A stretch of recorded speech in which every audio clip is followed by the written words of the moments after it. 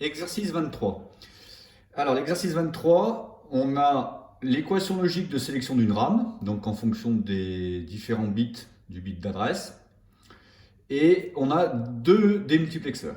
Donc, en fait, on vous demande tout simplement d'associer, dans un premier temps, ce qu'on va faire, les niveaux logiques qu'il faut pour que la rame soit sélectionnée.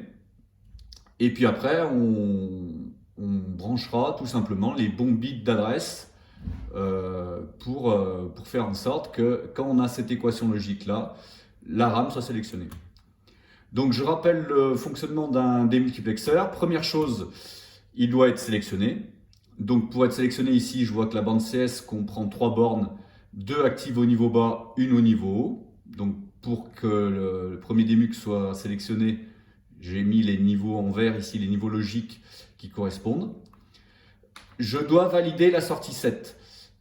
Pour valider la sortie 7, j'ai mes 3 entrées. Les 3 entrées doivent être à 1. Donc si les 3 entrées sont à 1, je valide la dernière sortie, à savoir que j'ai un 0 logique ici et un 1 logique sur toutes les autres sorties que je n'ai pas notées pour ne pas alourdir le schéma.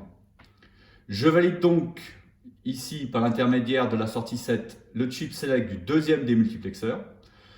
Et là, je dois activer la sortie A1.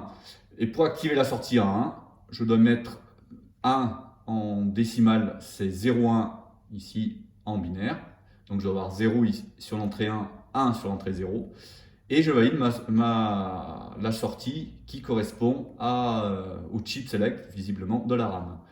Et après, pour bien brancher mon bus d'adresse, tout simplement, là où j'ai des 0, je branche des A bar. Et là où j'ai des 1, eh ben, je branche des A sans barre.